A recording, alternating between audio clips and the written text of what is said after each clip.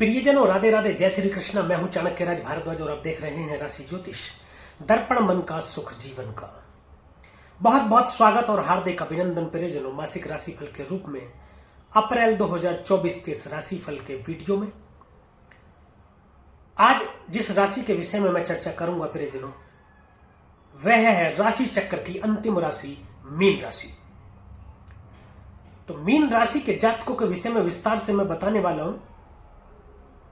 विवाह के संबंध में, प्रेम संबंधों में, दाम्पत्य जीवन कैसा रहेगा, संतान प्राप्ति के योग हैं या नहीं है, व्यापारिक दृष्टि से, नौकरी इत्यादि में लाभ या हानि, और भी बहुत विषयों पर विस्तार से चर्चा करूंगा। तो मीन राशि के जातकों से मेरा अनुरोध कि कृपया वीडियो में अंत तक बने रहिएगा मेरे साथ, कहीं मत जाइएगा, क्योंकि वीडियो के अंत में फिर कुछ उपाय भी मैं बताऊंगा जिनके माध्यम से ग्रहों की अशुभता से बचा जा सकता है। तो चलिए शुरू करते हैं परिजनों। सर्वप्रथम हम बात करेंगे गुरु की, देव गुरु बृहस्पति की। आपकी राशि के स्वामी देव गुरु बृहस्पति, लग्नेश, लग्न का स्वामी, यानी कि आपका स्वामी। लग्न कौन होता है परिजनों? लग्न आप खुद होते हैं। आपका स्वामी धन भाव में बैठ गया, दूसरे घर में। वाणी का भाव है, धन का भाव है, कुटुंब का भाव है, निवेश इत्यादि, खाना भी देखते हैं, ससुराल का विचार भी करते हैं। यानी कि आप खुद धन भाव में जाकर के बैठ गए। इसको लॉजिकली ऐसे समझते हैं कि जब आप किसी ऐसे भाव में बैठ जाते हैं तो वहां पर आप पॉजिटिव चीजें इकट्ठी करना शुरू करेंगे। यानी कि आपको धन प्राप्ति के योग बनाते दिख रहे हैं देवगुरु बृहस्पति। पैतृक संपत्ति मिल सकती है, विवादों में फंसी हुई थी या उसके प्रयास कर रहे हैं आप उसको लेने के, प्राप्त करने के, तो वह आपको मिल सकती है। वाणी सौम्य होगी। बैंकिंग से संबंधित निवेश में भी आपको बहुत बड़े लाभ देते दिख रहे हैं देवगुरु बृहस्पति। बैंकिंग से संबंधित कोई कार्य यदि आप करना चाहते हैं या कर रहे हैं, उसमें लाभ प्राप्ति का योग बनाते हैं, कुटुंब में बढ़ोतरी करते हैं, संतान प्राप्ति का योग बनाते हैं, विवाह के योग बनाते हैं, शीघ्र विवाह के प्रबल योग बनाते हैं। पहली पंचम दृष्टि गुरु की छठे भाव में जाएगी। रोग, रिपु और ऋण का छठा भाव है। यदि किसी पुराने रोग से आप जूझ रहे हैं, उससे मुक्ति दिलाने का कार्य कर रहे हैं देवगुरु बृहस्पति। आप किसी यदि कर्जे से परेशान है तो उससे भी मुक्ति दिलाने का कार्य कर रहे हैं। शत्रुओं का भी नुकसान करेंगे जो आपसे शत्रुता करेंगे। कुछ शत्रु ऐसे भी होते हैं परिजनों जो आपके साथ रहते हुए ऐसा जताने की कोशिश करते हैं कि इस पृथ्वी पर उनके जैसा या उनसे ज्यादा आपका कोई शुभचिंतक है नहीं, परंतु जैसे ही आपसे अलग होते हैं आपकी पीठ पीछे आपकी बुराई करना शुरू कर देते हैं, आपसे शत्रुता निभाते हुए आपका नुकसान करने का विचार मन में लाते हैं, नुकसान करने का सोचते हैं, आपका बुरा करने का सोचते हैं। ऐसा शत्रु आपका कुछ बिगाड़ नहीं पाएंगे, उल्टा अपना ही नुकसान कर बैठेंगे। सप्तम दृष्टि देवगुरु बृहस्पति की अष्टम भाव में जाएगी। ज्योतिष की तरफ आपका रुझान बढ़ेगा। तंत्र मंत्र, गुड़ विद्या, गुड़ रहस्य जानने की रुचि आपके अंदर बढ़ेगी। धार्मिक पुस्तकें पढ़ेंगे आप। बहुत अधिक संभावना है कि अचानक से आपको इसी प्रकार की जानकारी देने वाला कोई गुरु भी मिल जाए, जिससे दीक्षा लेकर आप इस पढ़ाई को आगे बढ़ाएं और आप एक अच्छे ज्योतिषी भी बन जाएं। धार्मिक यात्राएं आपकी होंगी, लेकिन यात्राओं में कष्ट की स्थिति हो सकती है, ध्यान देने की जरूरत है। कार्यों में परिवर्तन देखने को मिलेगा। अचानक से बहुत बड़े धन प्राप्ति के योग बन रहे हैं, ऐसा धन जो आपने कमाया नहीं है। यदि आपका पैसा दिया हुआ कहीं फंसा हुआ है या फंस गया है, कई बार हम अपने यार दोस्तों में या रिश्तेदारी में पैसा दे देते हैं मांगने पर, या ब्याज पर पैसा दे देते हैं, तो लौटाते नहीं है लोग, यानी कि वो धन फंस जाता है। ऐसे धन प्राप्ति के योग बन रहे हैं। नवम दृष्टि दसम भाव में जाएगी, कर्म भाव है। व्यापारिक दृष्टि से अच्छा गोचर दसम भाव में, पिता से संबंध अच्छे रहेंगे, विदेश यात्रा होगी, कार्यस्थल पर माहौल अच्छा रहेगा। राजनीति में बहुत बड़े पद की प्राप्ति, उच्च शिक्षा की प्राप्ति करा सकते हैं देवगुरु बृहस्पति। गुरु के बाद अब बात शनि की करेंगे, जो कि आपके 12वें भाव में विराजमान है। शनि यदि 12 में हो और आपसे कोई शत्रुता करे तो आप उसे केवल क्षमा कर दें। इतना भर कर देने से आपका कोई नुकसान नहीं होता, परंतु वो अपने किए की सजा भुगतता है। 12वें का शनि आपको व्यापार में उत्कृष्ट बनाता है, अत्यधिक सफल बनाता है, परंतु दांपत्य जीवन में भी मतभेद पैदा करता है शनि। उसके लिए भी आप अपना यदि आचरण ठीक रखें, आप अपने कर्मों को ठीक रखें, शराब, मांस, अंडा, मछली का सेवन न करें, समयनिष्ठ रहें, किसी से झूठा वादा न करें, किसी का बुरा करने का विचार यदि अपने मन में ना लाए तो शनि अच्छा फल प्रदान करेंगे। अन्यथा शनि दंडाधिकारी भी, आपको दंड भी देंगे। किसी मुकदमेबाजी में फंस सकते हैं, किसी चरित्रहीन महिला के आरोप लगाने के चलते सावधान रहें। और वो चरित्रहीन महिला हो सकता है आपके संबंध हो उससे अवैध, या अवैध संबंध स्थापित हो जाए, उसमें सावधान रहना, क्योंकि दांपत्य जीवन में भी आपके मतभेद देखने को मिलेंगे उसके चलते, और आप कोर्ट कचहरी के चक्कर भी लगा सकते हैं। विदेश यात्रा हो सकती है आपकी। शनि की पहली तीसरी दृष्टि दूसरे भाव में जाएगी। दूसरे भाव में दृष्टि डालेंगे शनिदेव तो धनानी का योग तो बनाते हैं, परंतु गुरु विराजमान है वहां पर, गुरु रक्षा कर रहे हैं। वाणी में तो थोड़ा सा दोष उत्पन्न जरूर होगा आपकी। अगर गुरु नहीं होते तो वाणी में अधिक दोष उत्पन्न होने के चलते कुटुंब से संबंध खराब हो सकते थे और बाकी लोगों से भी संबंध खराब हो सकते थे, परंतु गुरु के रहते थोड़ी कमी आएगी शनि के प्रभाव में। देखिए, सभी ग्रहों का अपना गुण, धर्म और व्यक्तित्व है और उसी हिसाब से वो फल देते हैं। शनि अपना काम करेंगे तो गुरु अपना काम करेंगे। देवगुरु बृहस्पति बहुत बड़े हीलर और बहुत बड़े उपचारक है। सौर मंडल का सबसे बड़ा ग्रह विस्तार करने के लिए जाना जाता है, तो वो अपनी चीजों को विस्तार करेगा जिसमें सब ढक जाएंगे। सप्तम दृष्टि शनिदेव की छठे भाव में जाएगी, जहां पर गुरु की भी दृष्टि है, संयुक्त दृष्टि होने के चलते भी, और दूसरा छठे घर में दृष्टि डालते हैं तो शनिदेव बहुत शानदार फल प्रदान करते हैं। शत्रुओं का नाश करते हैं, रोग का भी नाश करते हैं, ऋण का भी नाश करेंगे। कंपटीशन में आपके विजय श्री दिलाने का कार्य करेंगे। यदि सरकारी नौकरी की तैयारी यदि आप कर रहे हैं तो उसमें आप प्रयास तेज कर सकते हैं। यदि कोई परीक्षा आप दे चुके हैं, देना चाहते हैं या आगे देंगे, तो बहुत अधिक संभावना है कि उसके परिणाम आपके पक्ष में आए। दशम दृष्टि से आपके भाग्य स्थान को देखेंगे, यहां पर भी अच्छा फल प्रदान करते हुए आपके भाग्य में बढ़ोतरी करेंगे शनिदेव। धार्मिक यात्राएं होंगी, लेकिन यात्रा में सावधान रहने की जरूरत है। बड़े भाई से थोड़े से किसी बात को लेकर मतभेद हो सकते हैं। देखिए, ज्योतिष संभावना है और सावधानी। संभावना सावधानी दोनों यदि पता आपको चले तो सावधानी रखने पर ग्रहों के बुरे प्रभावों से काफी हद तक बचा जा सकता है। इसके बाद अब बात करेंगे परिजन राहु की, जो कि आपके लगन में विराजमान है। देखिए, लगन में राहु का होना आपको प्रचुर मात्रा में धन देता है, बहुत अधिक धन की प्राप्ति कराता है, धन्य धान्य से भरपूर रहते हैं आप। यानी कि आप औरों के भी सहायक सिद्ध होते हैं, औरों को भी खिलाने वाले होते हैं, लंगर लगाने वाले होते हैं। ऐसा लगन में राहु होता है तो आप होते हैं, परंतु ये थोड़ा दिमाग भी खराब करता है। आपके जो निर्णय हैं वह गलत भी हो सकते हैं। निर्णय लेने में कठिनाई का सामना भी करना पड़ सकता है।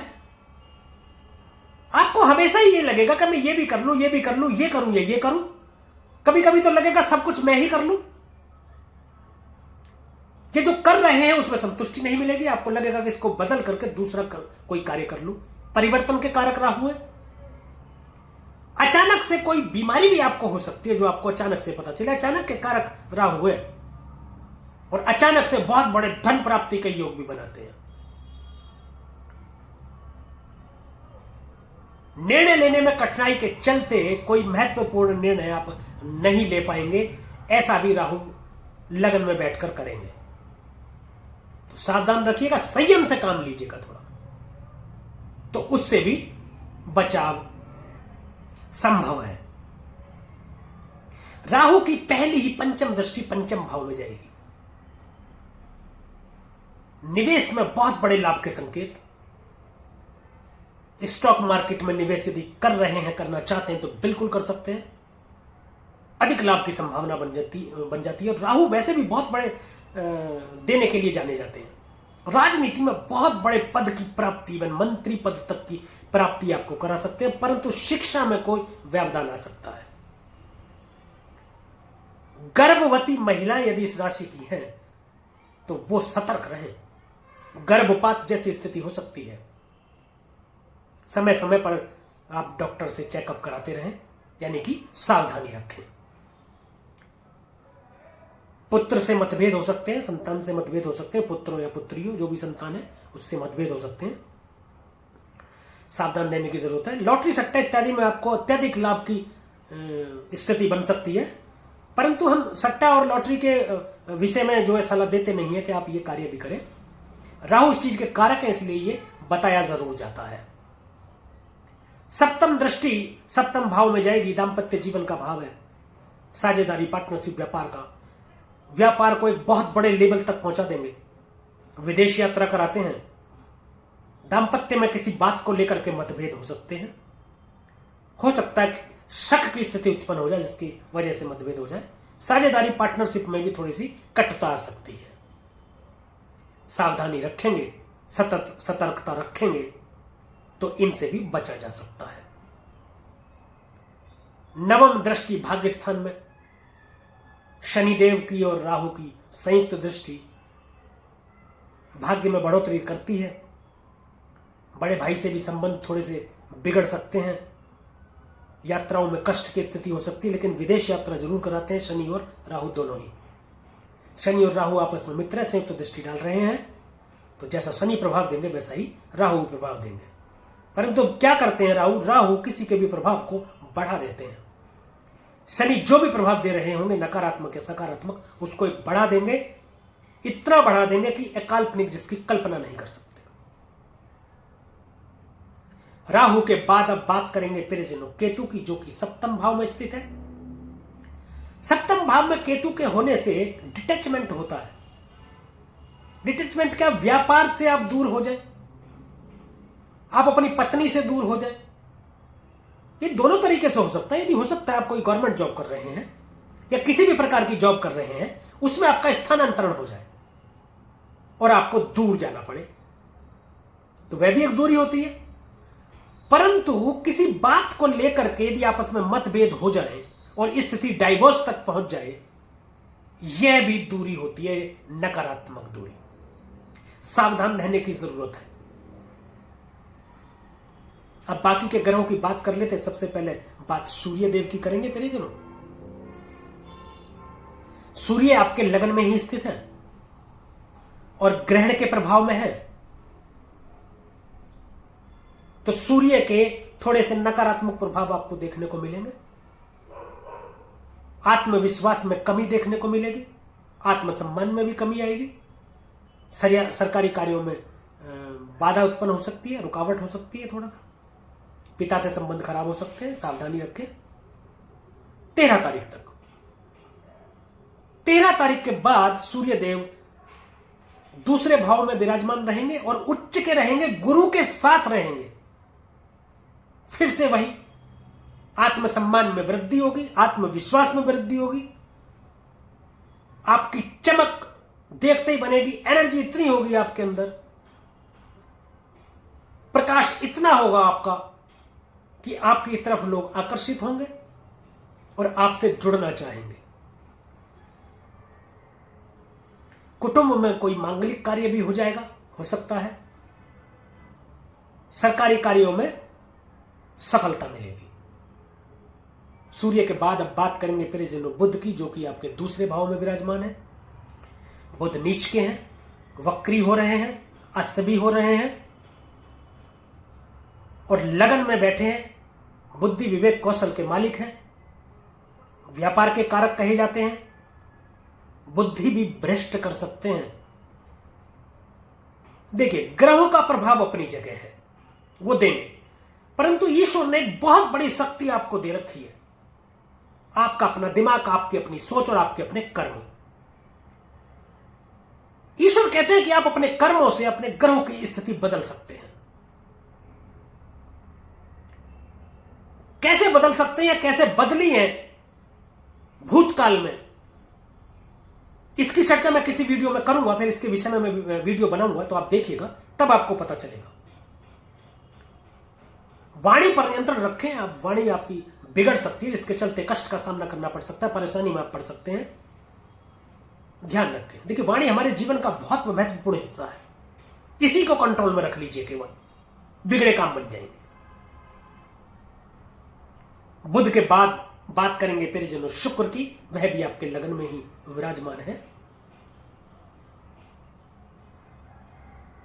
शुक्रदेव लगन में विराजमान है, धन धान्य से भरपूर करेंगे, आपको निवेश से फायदा कराएंगे। संपूर्ण सुखों की प्राप्ति के मालिक आपके लगन में ही मौजूद हैं, संपूर्ण सुखों की प्राप्ति करा देने वाले हैं। विवाह के योग भी बनाते हैं। प्रेम संबंधों में प्रगाढ़ता आएगी, दाम्पत्य जीवन भी मधुर होंगे शुक्र के यहां होने से। बात मंगल की करते हैं परिजनों। मंगल 12वें घर में स्थित है। 12वें घर का मंगल अति शुभ है। केवल 12वें घर में मंगल के होने से बुध और राहु के दुष्प्रभावों में बहुत कमी आ जाएगी।